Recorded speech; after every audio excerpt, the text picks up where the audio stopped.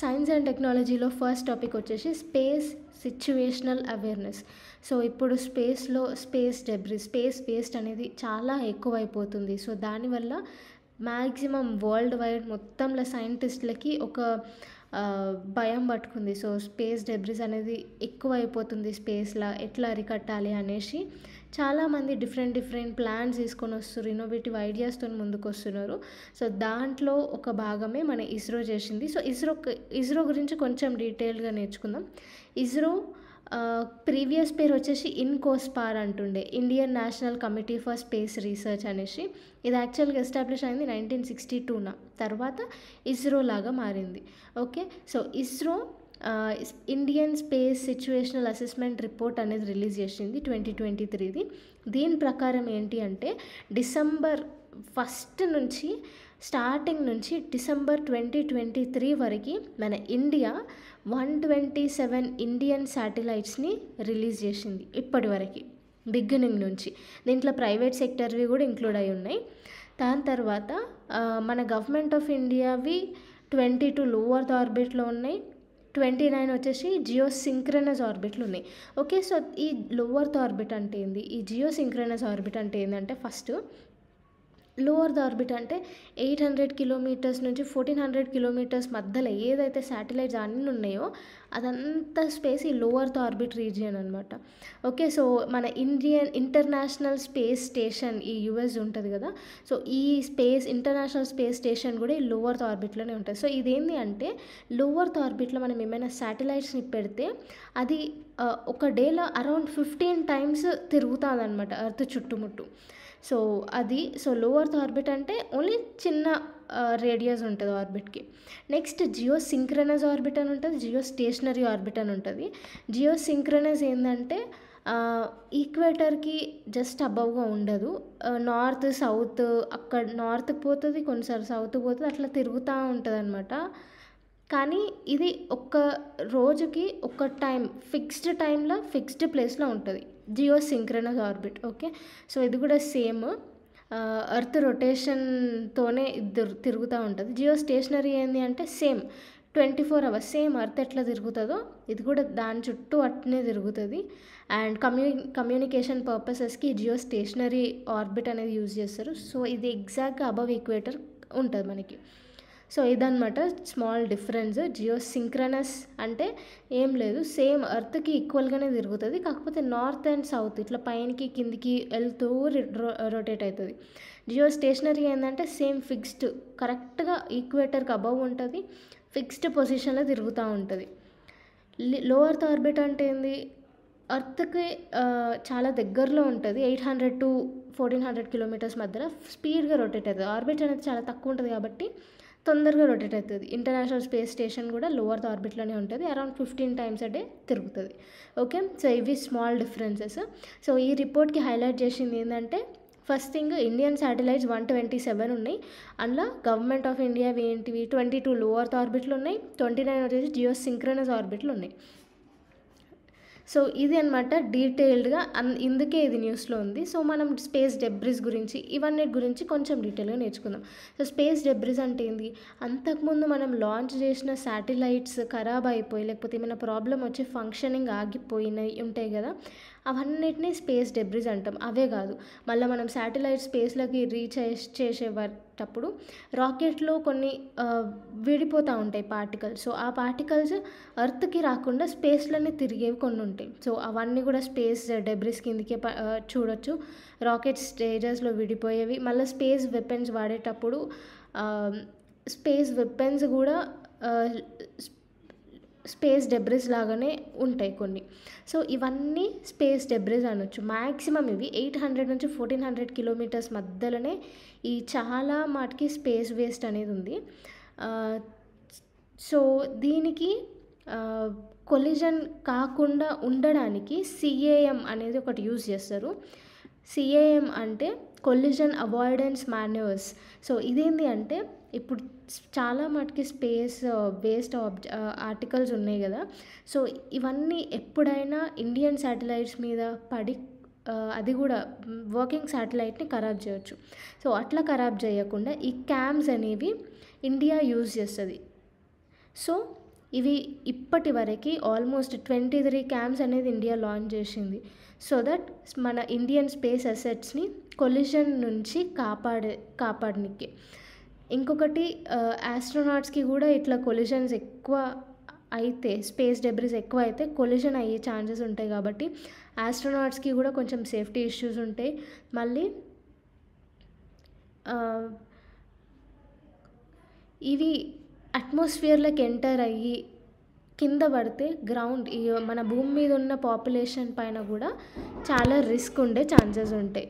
So ఇవన్నీ negative effects అయితే international లెవెల్లో కొన్ని స్టెప్స్ తీసుకున్నారు. సో దట్ స్పేస్ డెబ్రిస్ని మ్యాక్సిమం అవాయిడ్ చేయాలి, లేకపోతే ఎట్లా కిందికి తీసుకురావాలి ఎర్త్ పైనకి అనేసి గ్లోబల్గా కొన్ని ఇనిషియేటివ్స్ ఇంకా ఇంటర్నేషనల్ పార్ట్నర్షిప్స్ అట్లాంటివి మెయింటైన్ చేసుకుంటూ వచ్చినారు. అందులో ఒకటి inter agency debris coordination committee 1993లో ఎస్టాబ్లిష్ అయింది.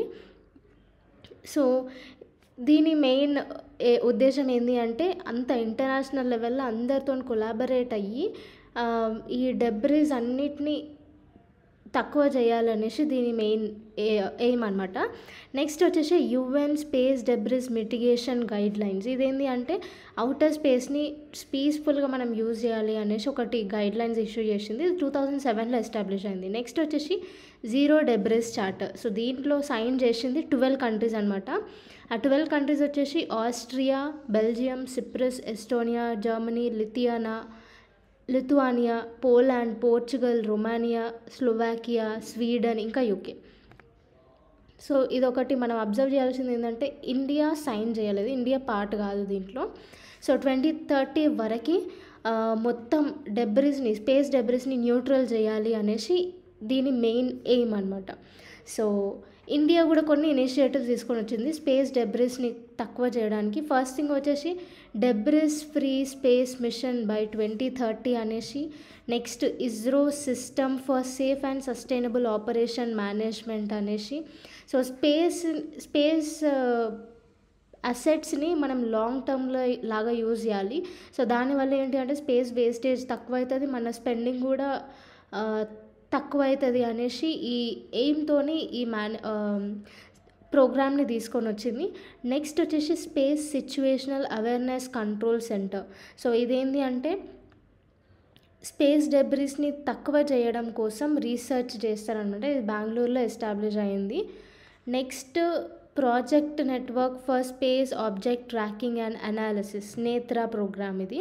సో ఇది కూడా స్పేస్ డెబ్రిస్ గురించి తీసుకొని వచ్చారు.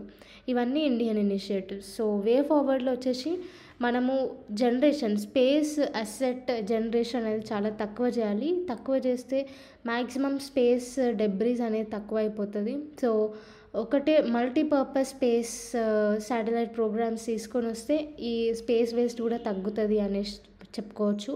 సో మినిమం జనరేషన్ అనేది ఉండాలి. డిస్పోజల్ అనేది, సో రాకెట్లో డిఫరెంట్ పార్ట్స్ రిమూవ్ అవుతూ ఉంటాయి డిఫరెంట్ స్టేజ్లో. సో ఆ రిమూవల్ ప్రాసెస్ని మనం డిస్పోజల్ సక్సెస్ఫుల్గా అయ్యేటట్టు చేసుకోవాలి.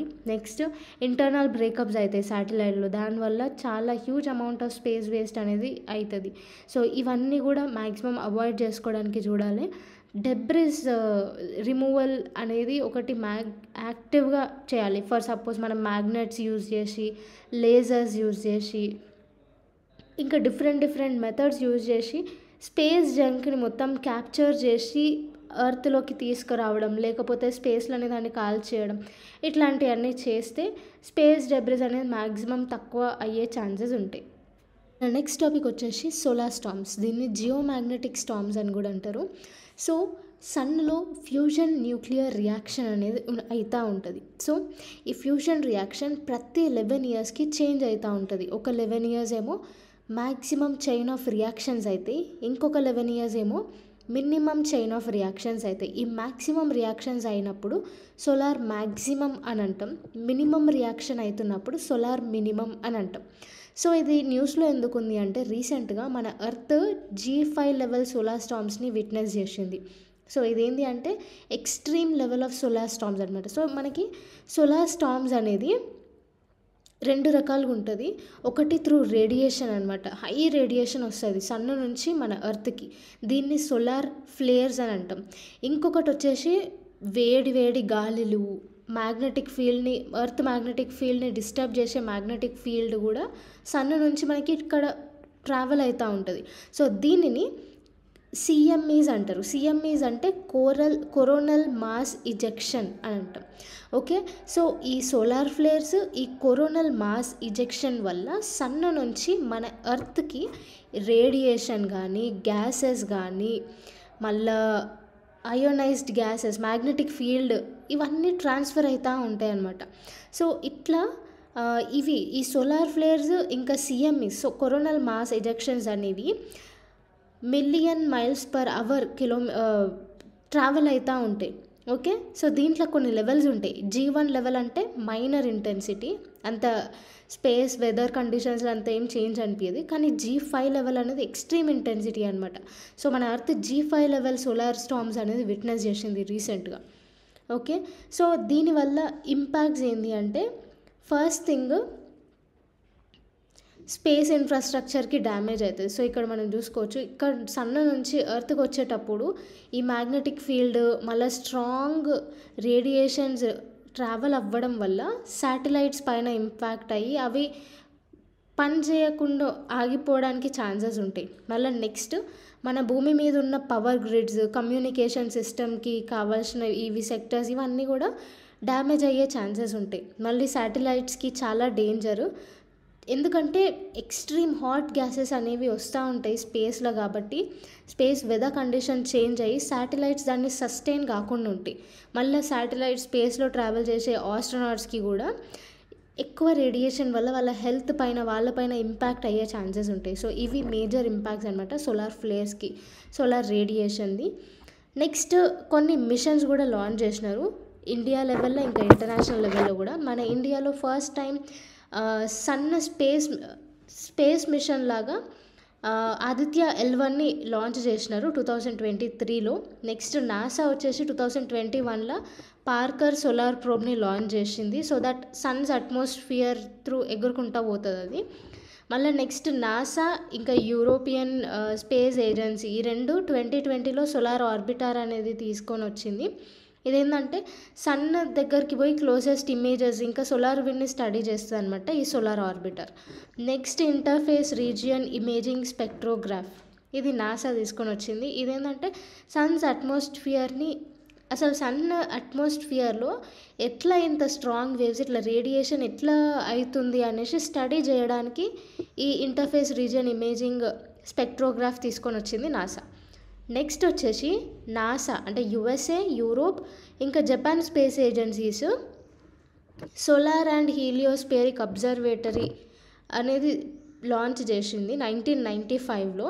సో ఈ సోలార్ స్పేస్ వెదర్ ఎఫెక్ట్స్ వల్ల ఎర్త్ పైన ఏం ఇంపాక్ట్ పడుతుంది అని స్టడీ చేయడానికి ఇది తీసుకొని వచ్చిరనమాట. మన నెక్స్ట్ టాపిక్ వచ్చేసి 3D ప్రింటింగ్. సో జనరల్గా మనం హాల్ టికెట్ కోసం ప్రింటర్ దగ్గరికి వెళ్తాం. కలర్ ప్రింటర్ అయితే కలర్ ప్రింట్ వస్తుంది, నార్మల్ ప్రింటర్ అయితే బ్లాక్ అండ్ వైట్లో వస్తుంది. సో అది ఓన్లీ 1 డైమెన్షనల్, కానీ ఇది 3 డైమెన్షనల్. అంటే మన ఇమేజ్ని కరెక్ట్గా మనము ఒక 3D ప్రింటర్ లాగా 3D ప్రింటర్లో మన ఇమేజ్ని CAD సాఫ్ట్వేర్ యూస్ చేసి పెట్టినామంటే కరెక్ట్ మన ఫేస్ బొమ్మ లేకపోతే మనం మొత్తం బాడీ 3D ప్రింటింగ్ యూజ్ చేసుకొని మనం క్రియేట్ చేయవచ్చు. ఓకే, అది 3D ప్రింటింగ్ టెక్నాలజీ. సో ఇది న్యూస్లో ఎందుకు ఉందంటే, రీసెంట్గా IIT మద్రాస్ ఇంకా Indian private startup agency Agnikul Cosmos space startup, ఈ రెండు single piece 3D printed rocket ఇంజన్ని తయారు చేసినాయి. Okay, for rocket Agnibaan sorted కోసం ఇది రాకెట్ ఇంజన్ని బిల్డ్ చేసినాయి అనమాట. అది కూడా single piece 3D printed rocket, అందుకే ఇది న్యూస్లో ఉంది రాకెట్ ఇంజన్. సో ఏంది ఇది అంటే, అండ్ ఇంకొకటి ఇస్రో కూడా hot testing of liquid rocket ఇంజన్ని 3D ప్రింటింగ్ యూజ్ చేసి క్రియేట్ చేసింది. సో ఇవి బేసిక్గా laser powder bed fusion technique use చేసి చేస్తారు. సో ఇదేంటంటే ఫస్ట్ ఫర్ సపోజ్ ఇల్లు కట్టాలనుకుంటున్నాం 3D ప్రింటింగ్ యూజ్ చేసి. సో ఏం చేస్తారంటే రా మెటీరియల్ ఈ సిమెంట్, వాటర్ కలిపి ఆ మెటీరియల్ని 3D ప్రింటింగ్లో పెట్టేస్తే దానికి క్యాడ్ సాఫ్ట్వేర్ లేకపోతే వేరే ఏదైనా టెక్నిక్ యూజ్ చేసి దానికి ఇన్పుట్ ఇచ్చేస్తే అది బిల్డ్ చేసుకుంటూ పోతుంది. అట్లనే సిద్దిపేటలో 3D ప్రింటెడ్ టెంపుల్ కూడా కట్టినారు. అండ్ ఇప్పుడు చైనాలో కూడా చాలా హౌసెస్ కట్టినారు. సో ఇదేంటి అంటే 100% ఎఫిషియెంట్గా పనిచేస్తుంది. అట్లా 3D ప్రింటింగ్. ఇంకొకటి బయోటెక్నాలజీలో కూడా ఇది చాలా మంచి రిజల్ట్స్ తీసుకొని వచ్చింది. ఫర్ సపోజ్ నోస్ కానీ ఇయర్స్ కానీ ప్రింట్ చేసి పేషెంట్కి అటాచ్ చేసి పెట్టడం 3D ప్రింటింగ్తో సాధ్యమైంది. ఓకే, సో ఇట్లా సైన్స్ సెక్టర్లో కొంచెం మిరాక్యులస్ రిజల్ట్స్ అనేవి అచీవ్ చేస్తుంది through 3D printing. Okay, so మనకి laser, powder, beam fusion, bed fusion technology use చేసి మ్యాక్సిమం ఇస్రోలో hot testing of liquid rocket ఇంజన్ని తయారు చేసినారు. సో ఇదేంటి అంటే మనము మెటీరియల్ ప్రొవైడ్ చేసి మ్యాక్సిమం ప్లాస్టిక్తోని, మెటల్స్తోని, ఇంకొంచెం వేరే మెటీరియల్స్తోని మనం 3D ప్రింటింగ్ అనేది చేయొచ్చు. సో ఇదేంటి అంటే లేయర్ బై లేయర్ బిల్డ్ చేసుకుంటూ పోతుంది. అందుకే ఇది కరెక్ట్ ఎఫిషియెంట్గా మనకి రిజల్ట్ అనేది వస్తుంది అనమాట 3D ప్రింటింగ్లో. ఓకే, సో ఈ అగ్నిబాన్ సార్టెడ్ అనేది first time semi cryogenic engine అనేది యూజ్ చేసి లాంచ్ చేసింది. సో సెమీ క్రయోజెనిక్ ఇంజన్ అని, క్రయోజెనిక్ ఇంజన్ అని రెండు ఉంటాయి. క్రయోజెనిక్ ఇంజన్ ఏంటి అంటే హైడ్రోజన్ ఫ్యూయల్ యూజ్ చేస్తుంది. సూపర్ కూల్ టెంపరేచర్లో మాత్రమే ఇది పనిచేస్తుంది అనమాట. సో ఇది రాకెట్కి ఎఫిషియన్సీని చాలా మాటికి ఇస్తుంది. ఎందుకంటే ఫోర్స్ అనేది ఇది ప్రొడ్యూస్ చేసేది చాలా ఎక్కువ ఉంటుంది. సెమీ క్రయోజెనిక్ ఇంజన్ ఏంటి అంటే ఇంకొంచెం లో బడ్జెట్ మోడల్ అనమాట. ఇదేంటి అంటే హయ్యర్ టెంపరేచర్లో కూడా యూజ్ చేయొచ్చు. పర్ఫార్మెన్స్ కూడా చాలా మంచిగా ఉంటుంది. ఓకే, ఇది సెమీ క్రయోజెనిక్ ఇంజన్ గురించి. సో రీసెంట్గా ఇది అగ్నికుల్ లాంచ్ చేసింది. సో దీని లాంచ్ ప్యాడ్ ఒకటి శ్రీహరికోటలో ధనుష్ అనేసి ఒక లాంచ్ ప్యాడ్ ఉంది. సో దీంతో ఇది sorted rocket Agnibaan sorted launch చేసినది అనమాట. సో 3D ప్రింటింగ్ గురించి కొంచెం డీటెయిల్గా చదువుకుంటే, సో 3 డైమెన్షనల్ ఆబ్జెక్ట్ని ఇది తయారు చేస్తుంది. సో నార్మల్గా ట్రెడిషనల్ మెథడ్ యూజ్ చేసుకుంటే మనకి వేస్ట్ మెటీరియల్, మళ్ళీ మ్యాన్ పవర్ ఇవన్నీ చాలా ఎక్కువ అవుతాయి. కానీ ఇందులో వేస్ట్ మెటీరియల్ చాలా మటుకి తగ్గించవచ్చు అండ్ అక్యురేట్ లెవెల్లో మనకి రిజల్ట్స్ అనేవి వస్తాయి. తొందరగా టైం కూడా చాలా తక్కువ టైంలోనే మనకి ఎక్కువ రిజల్ట్స్, ప్రొడక్టివిటీ కూడా చాలా ఎక్కువ వస్తుంది. సో ఇదేంది, ఇంకో ప్రాసెస్ ఏంటి అంటే మనకి క్యాడ్ సాఫ్ట్వేర్, మళ్ళీ material jetting, directed energy deposition, sheet lamination, ఇట్లాంటి మెథడ్స్ చాలా ఉన్నాయి. ఈ మెథడ్స్ అన్నీ యూజ్ చేసుకొని 3D ప్రింటింగ్ అనేది చేయొచ్చు. ఓకే, సో ఇది డిఫెన్స్ సెక్టర్లో పనికి వస్తుంది. స్పెషల్గా ఈ ఇంజన్స్, డ్రోన్స్ ఇట్లాంటివి హై వాల్యూ కాంపోనెంట్స్ ఇవన్నీ తయారు చేయడానికి పనికొస్తుంది. ఎలక్ట్రానిక్ డివైసెస్ తయారు చేయడానికి సాఫ్ట్ రోబోట్స్ కానీ, రేడియో ఫ్రీక్వెన్సీ ఐడెంటిఫికేషన్ డివైసెస్ కానీ, మళ్ళీ హెల్త్ సెక్టర్లో సర్జికల్స్ కానీ, మళ్ళీ ఆటోమొబైల్ ఇండస్ట్రీస్లో జ్యువెలరీస్ తయారు చేయడం, క్లోత్స్, షూస్, కాస్మెటిక్ ప్రోడక్ట్స్, బొమ్మలు ఇవన్నీ తయారు చేయడానికి ఈ 3D ప్రింటింగ్ అనేది యూజ్ అవుతుంది. సో బిజినెస్లో కూడా చాలా మాటికి మనం ఫుల్ ప్రాఫిట్స్ ఎర్న్ చేయవచ్చు ఒకవేళ 3D టెక్నాలజీ మనం సొంతం చేసుకుంటే. సో దీనివల్ల ఏంటి అంటే ర్యాపిడ్గా మనకి 3D ఇమేజ్ అనేది వచ్చేస్తుంది. డిజైన్ కూడా ఎంత అక్యురేట్గా ఉంటుంది అంత అక్యురేట్గా ఉంటుంది. సో సస్టైనబిలిటీ కూడా చాలా మటుకు ఉంటుంది. మళ్ళీ ఆన్ డిమాండ్ ప్రొడక్షన్, ఎంత మటుకు ఆర్డర్స్ ఉంటే అంత మటుకు తక్కువ టైంలో మనం ప్రొడక్షన్ చేయవచ్చు. క్వాలిటీ అనేది ఉంటుంది. సప్లై చైన్ ఎన్హాన్స్మెంట్ కూడా చాలా మంచిగా ఉంటుంది. సో ఇవన్నీ మంచి అడ్వాంటేజెస్. కానీ కొన్ని కీ ఛాలెంజెస్ అవుతున్నాయి. సో ఇది కొత్త టెక్నాలజీ కాబట్టి ఈ మెషిన్ని మనం అడాప్ట్ చేసుకోవాలంటే చాలా ఎక్స్పెన్సివ్ అయి ఉంటుంది. అండ్ ఇంకొకటి ఏంటంటే ఒకవేళ మెటల్స్తో తయారు చేస్తే హ్యూజ్ ప్రొడక్టివిటీ ఎక్కువ ఉంటే మెటల్స్ రిసోర్స్ అనేవి తక్కువ ఉన్నాయి అనుకో, అప్పుడు కూడా ఒక ఛాలెంజ్ అనమాట. నెక్స్ట్ దీనికి ఇది లార్జ్ ఆబ్జెక్ట్స్ని తయారు చేయలేదు, చిన్న చిన్న ఆబ్జెక్ట్స్ని మాత్రమే తయారు చేయగలుగుతుంది. తర్వాత మనము సపరేట్ పార్ట్స్ని మనం మాన్యువల్గా ఇన్స్టాల్ చేసుకోవాలి. సో ఇవి కొంచెం డ్రాబ్యాక్స్. ఇనిషియేటివ్స్ వచ్చేసి మన India national strategy for additive manufacturing అనేది 2022లో తీసుకొని వచ్చింది ministry of Electronics and Information technology కింద. సో దీని కింద ఏంటి అంటే కొత్త టెక్నాలజీస్ని మనం ఇన్వెంట్ చేసి మార్కెట్ షేర్లో 5% అచీవ్ చేయాలి అనేసి ఒక స్ట్రాటజీ మీద తీసుకొని వచ్చింది ఇది. మళ్ళీ ఔరంగాబాద్లో 3D ప్రింటింగ్ ల్యాబ్ అనేది తీసుకొని వచ్చారు under National Institute of Electronics and Information Technology. తర్వాత government of Telangana national centre for additive manufacturing అనేది సెటప్ చేసింది 2023లో. ఓకే, సో బెంగళూరులో first 3D printed post office create చేసింది. సిద్దిపేట్ బురుగుపల్లిలో 3D ప్రింటెడ్ టెంపుల్ అనేది తీసుకొని వచ్చింది. సో ఇట్లాంటి మంచి ఇనిషియేటివ్స్ అనేది తీసుకొని వచ్చింది సో దట్ ప్రజలందరికీ 3D ప్రింటింగ్ పైన అవేర్నెస్ చేయవచ్చు అనేసి. సో కంక్లూజన్ వచ్చేసి 3D ప్రింటింగ్ మనం అడాప్ట్ చేసుకుంటే ఇండస్ట్రియల్ రెవల్యూషన్ ఎట్లా చేసినామో మ్యానుఫ్యాక్చరింగ్ ప్రాసెస్లో కూడా మనం రెవల్యూషన్ అనేది స్టార్ట్ చేయొచ్చు.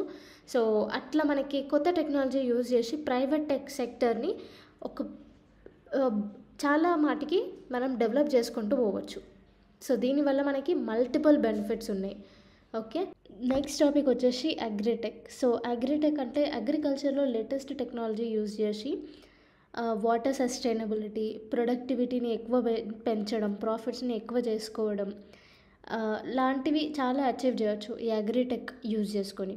సో రీసెంట్గా వరల్డ్ ఎకనామిక్ ఫోరం ఇంకా PwC ఇండియా ఈ రెండు కలిసి ఒక రిపోర్ట్ని రిలీజ్ చేసినాయి. ఆ రిపోర్ట్ టైటిల్ వచ్చేసి agritech shaping agriculture in emerging economies today and tomorrow అనేసి ఒక టైటిల్ పెట్టి రిపోర్ట్ని రిలీజ్ చేసినాయి అనమాట.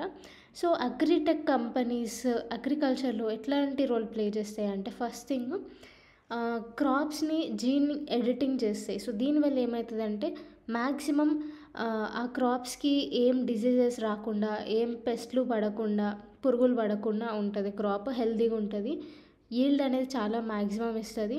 ఇంకొకటి క్లైమేట్కి తగ్గట్టు మనం ఎడిటింగ్ చేసుకోవచ్చు, జీన్ ఎడిటింగ్ చేసుకోవచ్చు. ఇంకా సాయిల్ టెస్టింగ్ యూజ్ చేసి ఆ సాయిల్ ఎట్లాంటి క్రాప్స్కి మంచిది అనేసి దాని సాయిల్ పరంగానే మనం ప్లాంటింగ్ చేయొచ్చు. సో ఇట్లాంటి చాలా టెక్నాలజీస్ యూజ్ చేసుకొని మనం ఇంటెలిజెంట్ క్రాప్ ప్లానింగ్ అనేది చేసుకోవచ్చు. Next thing smart farming. So weather కండిషన్స్ని ప్రిడిక్ట్ చేసుకొని మనం జాగ్రత్తలు తీసుకోవచ్చు. నెక్స్ట్ ఈ సీడ్ యొక్క స్టాండర్డ్స్, క్వాలిటీ అనేది పెంచవచ్చు.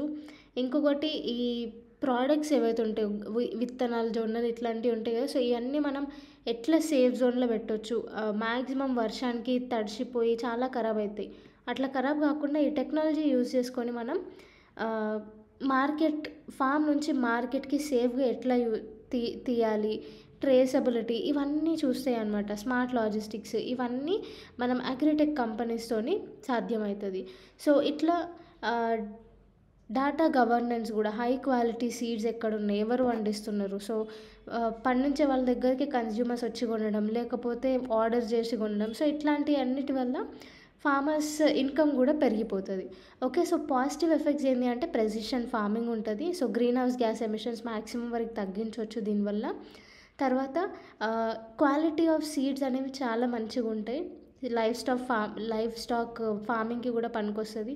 సో బర్రెలకి, గొర్రెలకి ఇవన్నిటికీ కరెక్ట్గా మనము ఫీడ్ స్టాక్ మేనేజ్మెంట్ అనేది చేయొచ్చు. తర్వాత బయోటెక్నాలజీ యూజ్ చేసుకొని డిఫరెంట్ వెరైటీస్, అది కూడా వ్యాధులు రాని చెట్లను మనం డెవలప్ చేయొచ్చు. కాకపోతే కొన్ని నెగటివ్ ఇంపాక్ట్స్ ఉన్నాయి. అంతకుముందు మనం జెనెటిక్ మోడిఫైడ్ సీడ్స్ అనేవి యూజ్ చేసినాం. దానివల్ల ఏంటి అంటే మ్యాక్సిమం వాటర్ అనేవి ఓవర్ యూజ్ అయిపోయినాయి. సో దానివల్ల గ్రౌండ్ వాటర్ డిప్లీషన్ అనేది స్టార్ట్ అయింది. సో ఇట్లా చాలా నెగటివ్ ఇంపాక్ట్స్ ఉన్నాయి. ఇంకొకటి పెస్ట్ డిసీజెస్ రాకుండా క్రాప్స్ని తయారు చేస్తాం కదా, సో వాటిని ఫేస్ చేసే డిసీజెస్, ఇంకా డేంజరస్ డిసీజెస్, పెస్ట్లు తయారవుతాయి. సో దీనివల్ల ఏంటి అంటే మనం ఎట్లాంటి మందు కొట్టినా కానీ ఈ పురుగులు, డిసీజెస్ అనేవి తక్కువ కావు. సో ఇట్లాంటి డేంజరస్ నెగటివ్ ఇంపాక్ట్స్ అనేవి ఉంటాయి. సో నెక్స్ట్ ఇండియా కొన్ని ఇనిషియేటివ్స్ తీసుకుంది అగ్రిటెక్ ఇంప్రూవ్ చేయడానికి. అదేంటి అంటే first thing agri startup. So ఇదేంటి అంటే అరౌండ్ గవర్నమెంట్ దీనికి ఎంకరేజ్ చేస్తుంది, అగ్రికల్చరల్ స్టార్టప్స్ చేయాలి, కొత్త టెక్నాలజీస్ యూజ్ చేయాలి అగ్రికల్చర్ కోసం అనేసి. So around 2800 registered agriculture technology startups అనేవి డెవలప్ చేసినారు. Next agriculture accelerator fund. So ఇదేంటి అంటే గవర్నమెంట్ దీనికి 500 crores అసిస్టెన్స్ ఇస్తుంది. యూత్ స్టార్టప్స్ ఎవరైతే చేయాలనుకుంటున్నారో వాళ్ళకి 500 crores వరకు అసిస్టెన్స్ అనేది ఇస్తుంది. సో దానికి ఫండ్ 500 crores గ్రాంట్ చేసిందనమాట. నెక్స్ట్ రాష్ట్రీయ కృషి వికాస్ యోజన కింద innovation and agriculture entrepreneurship development programme అనేది తీసుకొని వచ్చారు. సో అగ్రిటెక్ని అగ్రిటెక్ ఎవరైతే స్టార్ట్ చేసినారో వాళ్ళకి ఫినాన్షియల్ అసిస్టెన్స్ అనేది ఇస్తారు. నెక్స్ట్ వచ్చేసి అగ్రిస్టాక్. సో అగ్రిస్టాక్ ఏంటి అంటే డిజిటల్ ఇంకా అగ్రికల్చర్ టెక్ సర్వీసెస్ ఇవ్వడం అనమాట. గవర్నమెంటే సర్వీసెస్ అనేవి ప్రొవైడ్ చేస్తుంది ఫార్మర్స్కి. Next agricultural data exchange. ఇదేంటి అంటే ప్రొవైడర్స్ నుంచి కన్స్యూమర్స్ వరకు కంప్లీట్గా డేటా అనేది ఉంటుంది. సో ఈజీగా కన్జంప్షన్ అంటే అమ్మొచ్చు, తీసుకోవచ్చు అనమాట. Next digital agricultural mission. ఇదేంటి అంటే 2021లో డెవలప్ చేసినారు. ఇదేంటి అడ్వాన్స్ క్లౌడ్ కంప్యూటింగ్ కానీ, ఎర్త్ అబ్జర్వేటరీ సిస్టమ్స్ కానీ, రిమోట్ సెన్సింగ్ కానీ ఇవన్నీ అడ్వాన్స్డ్ డెవలప్ చేయడానికి అగ్రిటెక్స్కి హెల్ప్ చేస్తుంది ఈ మిషన్ కింద. Next agricultural technology management agency scheme. ఈ స్కీమ్ కింద ఏంటి అంటే లేటెస్ట్ అగ్రికల్చరల్ టెక్నాలజీస్ని త్రూ ఫార్మర్స్ ట్రైనింగ్ కానీ, డెమాన్స్ట్రేషన్ కానీ, కిసాన్ మేళాస్ నుంచి కానీ ఇవి అవేర్నెస్ స్ప్రెడ్ చేస్తాయి దీని కింద. నెక్స్ట్ కొన్ని ఛాలెంజెస్ ఉన్నాయి. ఏంటి అంటే డిజిటల్ లిటరసీ అనేది చాలా తక్కువ ఉంది, స్పెషల్గా ఫార్మర్స్ నుంచి. ఇన్ఫ్రాస్ట్రక్చర్ అనేది తక్కువ ఉంది, మళ్ళా ఫినాన్షియల్ రిసోర్సెస్ అంత ఎక్కువ లేవు. సో అగ్రి టెక్నాలజీ యూజ్ చేయాలన్నా కానీ, అంటే కొత్త టెక్నాలజీస్ కదా ఫార్మర్స్ యూజ్ చేయాలన్నా కానీ ప్రాపర్ ఇన్ఫ్రాస్ట్రక్చర్ ఉండాలి. సో ఎంతమంది ఫార్మర్స్ డిమాండ్ చేస్తారో అంతమందికి ప్రొవైడ్ చేయలేకపోతున్నాం. సో అగ్రికల్చర్ ఇన్ఫ్రాస్ట్రక్చర్ ఉంది, ఫినాన్షియల్ రిసోర్సెస్ అనేవి చాలా తక్కువ ఉన్నాయి. మ్యాక్సిమం ఫార్మర్స్ డిజిటల్ లెవెల్లో చేంజ్ అవ్వడానికి అంత ఇంట్రెస్ట్ చూపించరు. ఇంకొకటి ఇట్లాంటి టెక్నాలజీస్ రావడం వల్ల మ్యాక్సిమం జాబ్ లాస్ అనేది అవుతుంది. సో ఇవన్నీ major challenges. So way forward వచ్చేసి ఫార్మర్స్కి అవేర్నెస్ బిల్డ్ చేయాలి, డిజిటల్ ఇన్ఫ్రాస్ట్రక్చర్ ఇంప్రూవ్ చేయాలి, ఫార్మర్స్కి ఇన్కమ్ డైవర్సిటీని పెంచాలి. సో ఒకటే క్రాప్ నుంచి కాకుండా డిఫరెంట్ క్రాప్స్, దానివల్ల డైవర్సిటీ అనేది పెరుగుతుంది, ఇంకా ఇన్కమ్ కూడా ఎక్కువ వచ్చే ఛాన్సెస్ ఉంటాయి. నెక్స్ట్ పబ్లిక్ ఇంకా ప్రైవేట్ సెక్టర్స్ రెండు కలిసి అగ్రిటెక్స్కి ఇన్వెస్ట్మెంట్ చేయాలి. సో దీనివల్ల ఏంటి అంటే అగ్రిటెక్ కంపెనీస్కి సపోర్ట్ ఇచ్చినట్టు ఉంటుంది. నెక్స్ట్ టాపిక్ వచ్చేసి nano technology in agriculture. So nano technology అనేది నానో స్కేల్ లెవెల్లో జరుగుతుంది. అరౌండ్ 1 to 100 నానోమీటర్ స్కేల్లో జరుగుతుంది. ఓకే, సో ఫర్టిలైజర్ డిస్ట్రిబ్యూషన్ ప్రకారం ఈ నానో స్కేల్ టెక్నాలజీ అనేది యూజ్ చేస్తే అగ్రికల్చర్లో ఫర్టిలైజర్స్ మ్యాక్సిమం తక్కువ చేయొచ్చు. ఇంకా ఎక్కడెక్కడ అవసరం పడుతుందో అక్కడ మాత్రమే నానో ఫర్టిలైజర్స్ స్ప్రే చేయొచ్చు. సో ఇట్లా మనం ఎఫెక్టివ్గా ఫర్టిలైజర్స్ని యూజ్ చేసుకొని ఎన్విరాన్మెంటల్ డ్యామేజ్ని తక్కువ చేయొచ్చు ఈ నానో టెక్నాలజీని అగ్రికల్చర్లో యూజ్ చేసుకొని. సో మనకి నానో ఫర్టిలైజర్స్లో మైక్రో కాపర్ ఇంకా జింక్ అగ్రికల్చర్లో చాలా ఇంపార్టెంట్ అనమాట. సో ఈ మైక్రో జింక్ అనేది ప్లాంట్ గ్రోత్కి ఇంకా ప్లాంట్ డెవలప్మెంట్కి పనికొస్తుంది. అదే కాపర్ వచ్చేసి సీడ్ ప్రొడక్షన్కి సంబంధించి ఇంప్రూవ్ చేయడానికి ఈ మైక్రో కాపర్ అనేది పనిచేస్తుంది అనమాట. సో ఇవి మైక్రో న్యూట్రియంట్స్ ప్లాంట్ డెవలప్మెంట్కి చాలా అవసరం పడతాయి. సో రీసెంట్గా IFFCO Indian farmer fertiliser cooperative limited nano జింక్కి, నానో కాపర్ లిక్విడ్స్కి ఫర్టిలైజర్ కంట్రోల్ ఆర్డర్ 1985 కింద అప్రూవ్ చేయడం జరిగింది. అందుకే ఇది న్యూస్లో ఉంది. సో నానో జింక్ అనేది దేనికి యూజ్ అవుతుంది? ప్లాంట్ గ్రోత్కి ఇంకా డెవలప్మెంట్కి. ఇంకా కాపర్, నానో కాపర్ వచ్చేసి సీడ్ ప్రొడక్షన్కి ఇంప్రూవ్ అవుతుంది అనమాట, అవసరం పడుతుంది. సో ఈ nano technology positive effects applications ఏంటి అంటే, ఫస్ట్ థింగ్ న్యూట్రియంట్స్ చాలా వరకు హోల్డ్ చేసుకొని పెట్టుకుంటారు. సో ఎప్పుడప్పుడు అవసరం పడుతుందో అప్పుడప్పుడు న్యూట్రియంట్స్ అనేవి రిలీజ్ చేస్తూ ఉంటుంది ఈ నానో టెక్నాలజీ యూజ్ చేస్తే. నెక్స్ట్ మ్యాక్సిమం ఈ నానో మ్యాగ్నెట్స్ అనేవి ఉంటాయి. సో ఇవేం చేస్తాయి అంటే సాయిల్‌లో ఏమైతే సాయిల్‌ని కంటామినేట్ చేసే పార్టికల్స్ ఉంటాయో, అవన్నిటిని రిమూవ్ చేసేది నానో మ్యాగ్నెట్స్ అనమాట. సో, అవి యూజ్ చేసుకొని సాయిల్‌ని మనం ఇంప్రూవ్ చేయొచ్చు. నెక్స్ట్ ఫోటో కెటాలిసిస్ అని ఉంటది. సో, మాక్సిమం ఈ మీథేన్ అట్లాంటివి మేజర్ పొల్యూషన్ అయితాయి. సో, ఇట్లాంటి మీథేన్ లాంటి సబ్స్టెన్స్‌ని కూడా ఈ ఫోటో కెటలిసిస్ అనే ఒక నానో టెక్నాలజీ అనమాట ఇది. సో, ఇది యూజ్ చేసుకొని పొల్యూటెంట్స్‌ని తక్కువ చేసేది. సో, మీథేన్‌ని కార్బన్ డయాక్సైడ్ ఇంకా వాటర్ లాగా కన్వర్ట్ చేసేస్తదనమాట. సో, అట్లా మనకి పొల్యూషన్ కూడా రెడ్యూస్ అవుతది నానో టెక్నాలజీ యూజ్ చేస్తే. ఇంకా సిలికా నానో పార్టికల్స్ అని ఉంటది. సో, ఇదేంది అంటే ఇప్పుడు మాక్సిమం క్లైమేట్ చేంజ్ అవుతుంది. సో, హై టెంపరేచర్ అనేది ఎక్కువ ఉంది. సో, దీనివల్ల ప్లాంట్స్ అగ్రికల్చర్‌లో నష్టపోయే ఛాన్సెస్ ఉంటాయి. సో, ఈ హై టెంపరేచర్ నుండి ప్రొటెక్ట్ చేయడానికి సిలికా నానో పార్టికల్స్ యూజ్ చేస్తారు. సో దట్ ప్లాంట్ సేఫ్ ఉంటుంది హై టెంపరేచర్ ఉన్నా కానీ. Next precise plant genetic change అనేది మనం చేయొచ్చు. ఓకే, సో ఇట్లా మనం మంచి వెరైటీస్ ఆఫ్ ప్లాంట్స్ని ప్రొడ్యూస్ చేయొచ్చు. ఇంకొకటి ఫుడ్ ప్యాకేజింగ్ అండ్ ఇండస్ట్రీస్లో కూడా ఇది పనికొస్తుంది. ప్రిజర్వేటివ్స్లో కూడా నానో టెక్నాలజీ అనేది పనికొస్తుంది. ఫుడ్ సేఫ్టీ కూడా, ఫుడ్ సేఫ్టీలో ఏంటంటే బయో ఎలక్ట్రిక్ సర్క్యూట్స్ అనేది మనం యూజ్ చేసి అందులో ఉన్న బ్యాక్టీరియా ఇంకా టాక్సిన్స్ని ఈజీగా డిటెక్ట్ చేయొచ్చు. ఈ ఫుడ్ సేఫ్టీలో ఇది చాలా పనికొస్తుంది నానో టెక్నాలజీ. ఓకే, సో దీనికి కూడా కొన్ని ఛాలెంజెస్ అయితే ఉన్నాయి. ఛాలెంజెస్ వచ్చేసి ఎట్లాగో ఫర్టిలైజర్, ఇది కూడా నానో పార్టికల్స్ అనేవి ఫర్టిలైజర్ లాగానే యూజ్ చేస్తాము, కాకపోతే చాలా తక్కువ అమౌంట్ ఆఫ్ ఫర్టిలైజర్స్ అనమాట. కానీ నార్మల్గా ఫర్టిలైజర్స్ యూజ్ చేసి ఎట్లాంటి ఎఫెక్ట్స్ ఉంటాయో ఇందులో కూడా అట్లాంటి ఎఫెక్ట్సే ఉంటాయి, కాకపోతే కొంచెం తక్కువ లెవెల్లో ఉంటాయి. సో ఏంది నానో టాక్సిసిటీ అనేది ఉంటుంది. మళ్ళా నానో పార్టికల్స్లో సెల్ మెటబాలిజం అనేది ఇంపాక్ట్ అవుతుంది. So ground water level effect అవుతుంది. మళ్ళీ ఈ నానో పార్టికల్స్ బీతోని కాంటాక్ట్ అయితే ఆ బీస్ కూడా కొంచెం ఎఫెక్ట్ అయ్యే ఛాన్సెస్ ఉంటాయి, హనీ బీస్. ఓకే, సో ఇట్లాంటి కొన్ని చిన్న చిన్న ఛాలెంజెస్ ఉన్నాయి. అండర్ గ్రౌండ్ వాటర్ ఎఫెక్ట్ కావడం, సాయిల్ మైక్రో బ్యాక్టీరియా ఉంటాయి కదా అవి ఎఫెక్ట్ కావడం, మళ్ళీ ఆక్సిడేటివ్ స్ట్రెస్కి గురవ్వడం. సో ఇట్లాంటి కొన్ని ఇంపాక్ట్స్ అయితే ఉన్నాయి.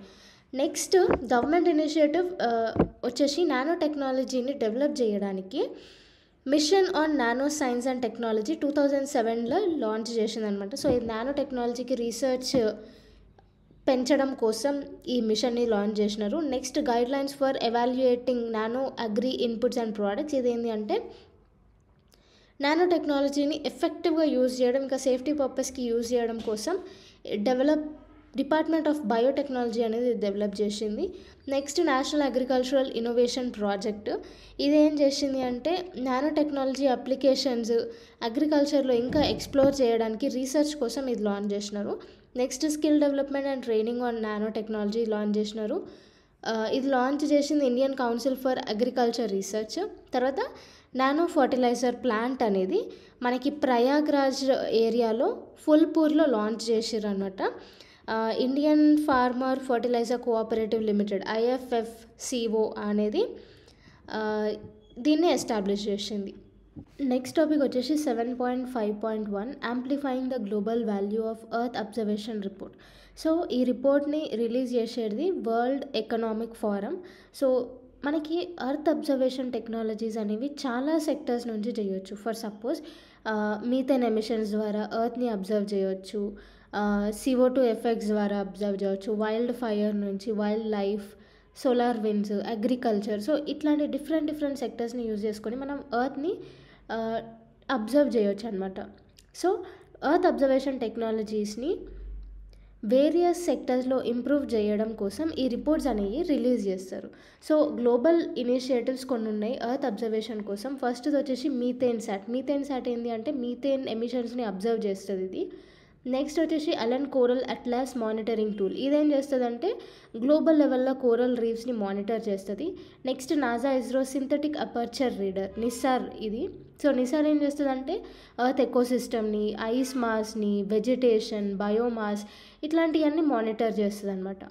ఓకే, నెక్స్ట్ టాపిక్ వచ్చేసి 7.5.2 ultra processed food. So ultra processed food అంటే ఏంది, ఎక్కువ ప్రిజర్వేటివ్స్ చాలా లాంగ్ డ్యూరేషన్ వరకు ప్రిజర్వ్ చేయడానికి ఈ అల్ట్రా ప్రాసెస్డ్ ఫుడ్ అనేది యూజ్ చేస్తారు. సో చిప్స్ కానీ చాక్లెట్స్ కానీ ఇవన్నీ అల్ట్రా ప్రాసెస్డ్ ఫుడ్ కిందికే వస్తాయి. సో 30 ఇయర్స్ యూఎస్ స్టడీ చేసి ఈ అల్ట్రా ప్రాసెస్డ్ ఫుడ్ పైన హై హెల్త్ రిస్క్ అనేది ఉంది అనేసి చెప్తుంది.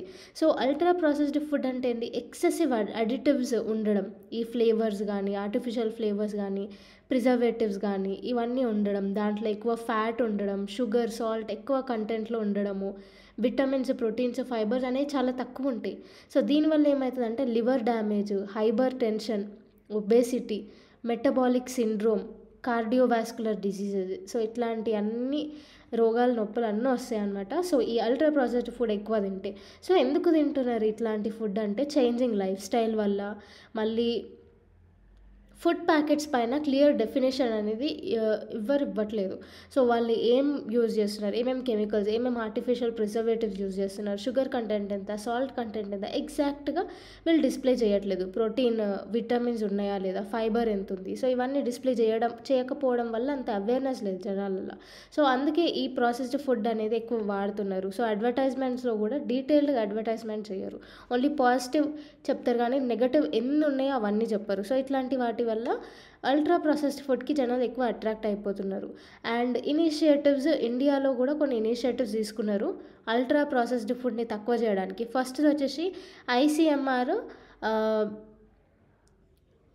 డయటరీ గైడ్లైన్స్ ఫర్ ఇండియన్స్ అనేది ఒక తీసుకొని వచ్చింది. సో ఇదేంటి అంటే గైడ్లైన్స్ని రివైజ్ చేసింది. సో దట్ అల్ట్రా ప్రాసెస్డ్ ఫుడ్ని కొంచెం వాటికి కర్బ్ చేయడానికి. Next eat right India campaign అనేది FSSAI అనేది లాంచ్ చేసింది, food safety and standard authority of India. తర్వాత ఈ ట్రాన్స్ ఫ్యాటీ యాసిడ్స్ని తక్కువ చేయడం కోసం FSSAI కొన్ని లిమిట్స్ని తీసుకొని వచ్చింది. GST వీటిపైన GST ఎక్కువ పెంచింది, ఆల్మోస్ట్ 28% వరకు. ఫుడ్ ప్యాక్స్లో షుగర్ సాల్ట్ కంటెంట్ ఎక్కువ ఉంటుందో దానికి 12% GST పెట్టింది. కేరళలో ఒక మంచి ఇనిషియేటివ్ తీసుకొని వచ్చారు, ఫ్యాట్ ట్యాక్స్ అని 2016లో తీసుకొని వచ్చారు. సో ఇది తర్వాత తీసేసారు అనమాట. సో ఇట్లాంటి మంచి ఇనిషియేటివ్స్ అన్నీ తీసుకొని వచ్చారు. నెక్స్ట్ వచ్చేసి WHO pre qualifies new dengue vaccine TAK-002. So ఇది వరల్డ్లోనే సెకండ్ వ్యాక్సిన్ అనమాట. 6 to 16 ఇయర్స్ చిల్డ్రన్ ఎక్కువ డెంగ్యూతో సఫర్ అయితే వాళ్ళు ఇది యూజ్ చేయవచ్చు. ఓకే, ఫస్ట్ వ్యాక్సిన్ వచ్చేసి CYD-TDV వ్యాక్సిన్ అనేసి ఉంటుంది. సో ఇదేంటి అంటే ప్రతి వ్యాక్సిన్ ఇంట్రడ్యూస్ చేసే ముందు ప్రీ క్వాలిఫికేషన్ అనేది ఒకటి ఉంటుంది, వ్యాక్సిన్ ప్రీ క్వాలిఫికేషన్ అనేది. సో WHO ఈ సిస్టమ్ని 1987లో తీసుకొని వచ్చింది. సో మ్యాక్సిమం వాళ్ళకి టెస్ట్ చేసి అందరికీ పాజిటివ్ ఎఫెక్ట్స్ వస్తే అప్పుడు ఇది గ్లోబల్ లెవెల్లో ఈ వ్యాక్సిన్కి యాక్సెస్ ఇచ్చేటట్టు ప్రీ క్వాలిఫికేషన్ అనే ఒక మెథడ్ ఉంటుంది.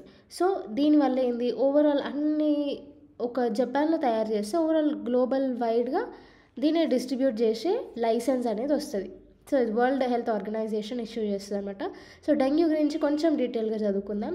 ఏంటి అంటే హై ఫీవర్, హెడ్ఏక్, ఐస్లో pain, muscle pain, joint pain ఇట్లాంటివి ఉంటే డెంగ్యూ సిమ్టమ్స్. సో దీని వైరస్ వచ్చేసి DEN1, DEN2, DEN3, DEN4 అనేసి దీని వైరసెస్ అనమాట. సో ఇది మేజర్గా టైగర్ మస్కిటో ద్వారా ట్రాన్స్మిట్ అవుతుంది. సో దీన్ని ఎయిడిస్ ఆల్బోపిక్టస్ అని కూడా అంటారు. ఇంకొకటి మేజర్గా వచ్చేసి ఎయిడిస్ ఎజిప్టిస్ అనమాట. సో దీనివల్ల ఫీమేల్ మస్కిటో ఇది. సో దీనివల్ల డెంగ్యూ అనేది మ్యాక్సిమం ట్రాన్స్ఫర్ అవుతుంది, ఇన్ఫెక్ట్ అవుతుంది. నెక్స్ట్ హ్యూమన్ ట్రాన్స్మిషన్ వచ్చేసి ప్రెగ్నెంట్ మదర్ టు బేబీ కూడా అవుతుంది, పాసిబుల్ అవుతుంది. సో దీనివల్ల మ్యాక్సిమం ఛాన్సెస్ ఆఫ్ డెత్ అనేది ఉంటుంది. ఓకే, సో మేజర్గా ఇది ట్రాపికల్ ఇంకా సబ్ ట్రాపికల్ క్లైమేట్ జోన్స్లోనే ఎక్కువ మనకి ఎఫెక్ట్ అవుతుంది. For suppose Asia, Africa, Americas లాంటి ఏరియాస్లో అర్బన్ ఇంకా సెమీ అర్బన్ ఏరియాస్లో ఎక్కువ ఎఫెక్ట్ అయ్యే ఛాన్సెస్ ఉంటాయి. నెక్స్ట్ టాపిక్ వచ్చేసి 7.5.5 thrombosis with thrombocytopenia syndrome. So AstraZeneca తానంతట అదే వచ్చి COVID-19 వ్యాక్సిన్ మేము ఇచ్చినాం కదా కోవిషీల్డ్లో. సో ఈ కోవిషీల్డ్లో కూడా రేర్ సైడ్ ఎఫెక్ట్స్ అనేవి ఉన్నాయి, ఇంక్లూడింగ్ TTS అనేసి ఫస్ట్ టైం తనే అడ్మిట్ చేసుకుంది అనమాట ఆస్ట్రాజెనికా. సో TTS అంటే ఏంది, thrombosis with thrombocytopenia syndrome. So ఇది ఏంటంటే బ్లడ్ బ్లడ్ క్లాట్ అవుతుంది, లో ప్లేట్లెట్ కౌంట్ అయ్యి ఎక్కడ పడితే అక్కడ అన్యూజువల్ ప్లేసెస్లో బ్లడ్ క్లాట్స్ అనేవి ఫామ్ అవుతాయి. సో మెయిన్గా ఎఫెక్ట్ చూపేది ఈ బ్రెయిన్లో, అబ్డామిన్లో, లంగ్స్లో, ఇంకా ఆర్టరీస్లో దీని ఎఫెక్ట్ అనేది ఉంటుంది. సో దీనివల్ల breathing difficulty, chest pain, abdomen pain, leg swelling ఇట్లాంటివన్నీ అవుతాయి. నెక్స్ట్ వచ్చేసి టాపిక్ నైగ్లీరియా ఫ్లోలేరీ. సో ఇదేంటి అంటే ఇది ఒక టైప్ ఆఫ్ ఇన్ఫెక్షన్ అనమాట. కేరళ గర్ల్లో ఫస్ట్ టైం ఈ ఇన్ఫెక్షన్ వచ్చి తను చనిపోయింది. సో ఈ ఇన్ఫెక్షన్ ఏంటి అంటే ఇది ఒక టైప్ ఆఫ్ అమీబా. ఇది ఏంటంటే ఫ్రెష్ వాటర్ లేక్స్ దగ్గర, సాయిల్ దగ్గర, రివర్స్, హాట్ స్ప్రింగ్స్ దగ్గర ఇట్లాంటి అమీబా కనిపిస్తుంది. సో ఇది నోస్ త్రూ ఎంటర్ అయ్యి బ్రెయిన్ వరకు వెళ్ళిపోతుంది. సో ఈ ఇన్ఫెక్షన్ వచ్చేసి ప్రైమరీ అమీబిక్ మెనింగో ఎన్సెఫాలిటీస్ అనేసి అంటారు, PAM. సో ఇది ఏంటి అంటే దీన్ని ఆఫెన్గా బ్రెయిన్ ఈటింగ్ అమీబా అని అంటారు. సో ఇది బ్రెయిన్ దగ్గరికి పోయి బ్రెయిన్ని మొత్తం ఇన్ఫెక్ట్ చేసి బ్రెయిన్ టిష్యూస్ని మొత్తం డిస్ట్రాయ్ చేస్తుంది అనమాట. సో ఇదంతా డేంజరస్, ఇది చాలా రేర్ కానీ చాలా డేంజరస్. సో దీనివల్ల బ్రెయిన్ ఇన్ఫెక్షన్స్ అనేవి అవుతాయి. నెక్స్ట్ టాపిక్ వచ్చేసి 7.5.7 ETA acquired meteor shower. So earth ప్రతి 76 ఇయర్స్కి హేలీస్ కమెట్ త్రూ పాస్ అవుతుంది అనమాట. సో అట్లా దీని దగ్గర ఉన్న మెటియార్ షవర్ అనేది మ్యాక్సిమం మెటియార్ షవర్ అవుతుంది. సో ఎస్పెషల్ ఇది సదర్న్ హెమిస్ఫియర్లో మెటియార్ షవర్ అనేది అవుతుంది. సో మెటియార్ షవర్ అంటే ఇది కామెట్స్ నుంచి చిన్న చిన్న డెబ్రిస్ పార్టికల్స్ అన్నీ విడిపోయి మెటియార్స్ లాగా ఫామ్ అవుతాయి అనమాట. చిన్న చిన్న స్పేస్ రాక్స్ని మెటియార్స్ అని అంటాం. సో ఇది సదర్న్ హెమిస్ఫియర్లో మ్యాక్సిమం ఇది కనిపిస్తుందంట. సో మేలో ఈ ఇయర్ మే మంత్లో మనకి ఎటా అక్వైర్డ్ మెటియార్ షవర్ అనేది కనిపించిందంట. Next 7.5.8 lunar polar exploration mission. So ఇది ఇండియా ఇంకా జపాన్ జాయింట్ మిషన్ అనమాట. సో ఇంకొన్ని సంవత్సరాలలో ఈ మిషన్ అనేది లాంచ్ అవ్వబోతుంది. సో మూన్ మీద రీసెర్చ్ చేయడానికి, వాటర్ గురించి ఎక్స్ప్లోర్ చేయడానికి, ఇంకేమైనా రిసోర్సెస్ ఉంటే ఎక్స్ప్లోర్ చేయడానికి ఈ మిషన్ అనేది లాంచ్ చేయబోతున్నారు. Next 7.5.9 high energy photon source. So ఈ హై ఎనర్జీ ఫోటాన్ సోర్స్ ఏంటి అంటే సన్లో ఉన్న లైట్ ఇంటెన్సిటీ కంటే కొన్ని మిలియన్ టైమ్స్ ఎక్కువ ఈ సింక్రోట్రాన్ లైట్ సోర్స్ ఇది యూజ్ చేసి క్రియేట్ చేస్తారు అనమాట. సో ఓవరాల్ వరల్డ్లో మనకి 70 సింక్రోట్రాన్స్ ఉన్నాయి. బ్రెజిల్లో, ఫ్రాన్స్లో, స్వీడన్లో ఉంది. సో చైనా కూడా కన్స్ట్రక్ట్ చేయబోతుంది 4th జనరేషన్ సింక్రోట్రాన్ లైట్ సోర్సెస్ని కన్స్ట్రక్ట్ చేయబోతుంది చైనా. సో అందుకే న్యూస్లో ఉంది. మన ఇండియాకి కూడా ఇండస్ 1 అనేసి ఒక సింక్రోట్రాన్ అని ఉంది. సో జనరల్గా ఇది ఎందుకు క్రియేట్ చేస్తారంటే యూనివర్స్లో ఉన్న ఎలక్ట్రాన్స్ని, స్పేస్ని, లైట్స్ని, ఎనర్జీని, స్పిన్స్ని ఇవన్నిటిని స్టడీ చేయడానికి ఇది యూజ్ అవుతుంది. నెక్స్ట్ వచ్చేసి భీష్మ పోర్టబుల్ క్యూబ్స్. సో ఇది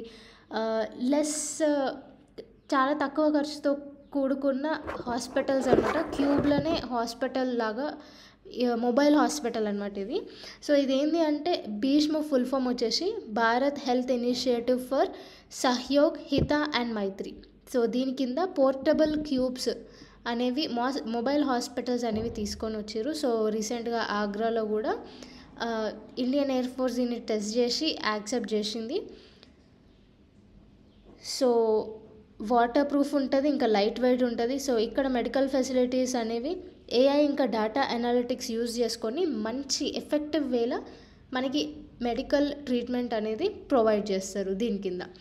నెక్స్ట్ వచ్చేసి 7.5.11 సాయిల్ నెయిలింగ్ అంటే ఇప్పుడు కొండ చర్యలు అవి ఉంటాయి కదా. సో అవిని రెస్ట్రిక్ట్ చేయడానికి, స్టెబిలైజ్ చేయడానికి సాయిల్ నెయిలింగ్ మెథడ్ అనేది యూజ్ చేస్తారు. సో తమిళనాడు రీసెంట్గా నీలగిరి స్లోప్స్ దగ్గర స్టెబిలైజ్ చేయడానికి సాయిల్ నెయిలింగ్ మెథడ్ అనేది యూజ్ చేసింది. సో ఇదేంటి అంటే జియో టెక్నికల్ ఇంజనీరింగ్ టెక్నిక్ అనమాట ఇది. సో ఇదేంటి అంటే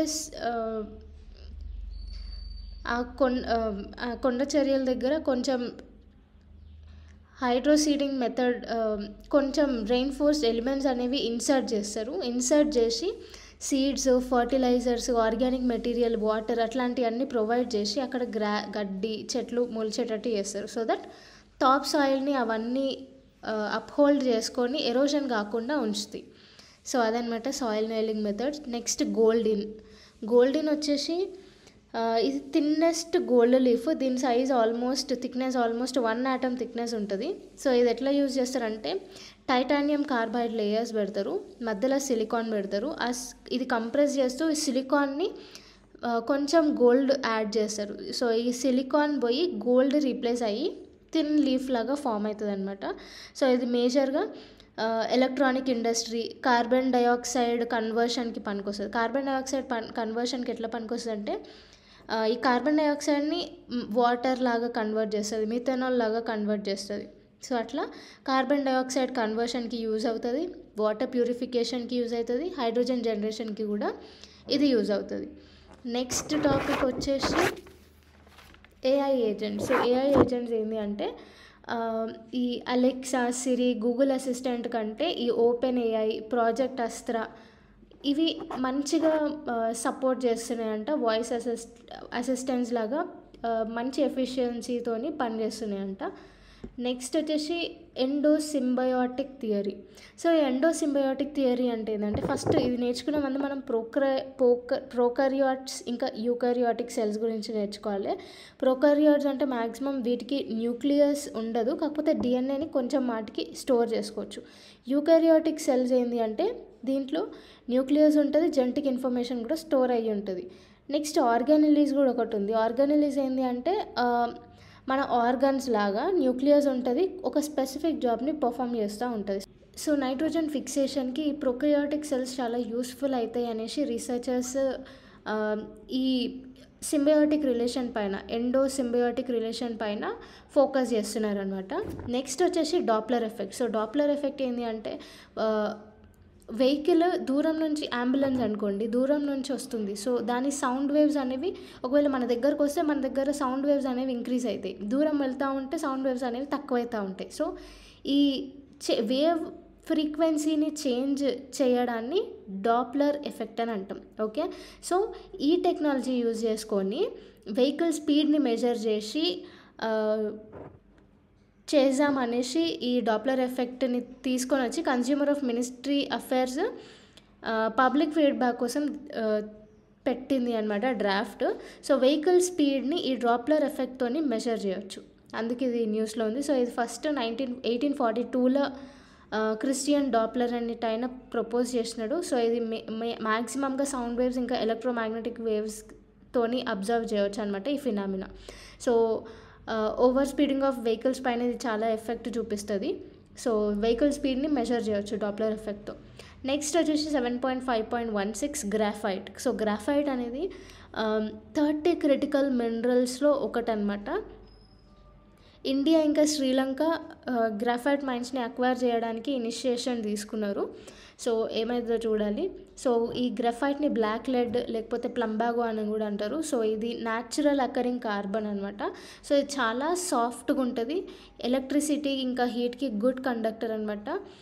వేరే కెమికల్ ఏజెంట్స్కి రెసిస్టెంట్ లాగా ఉంటాయి. సో ఇవి బ్యాటరీస్ లాగా పనికొస్తాయి, లూబ్రికెంట్స్ లాగా పనికొస్తాయి, పెన్సిల్స్లో, పెయింట్స్లో, ఇవన్నిట్లో పనికొస్తాయి అనమాట.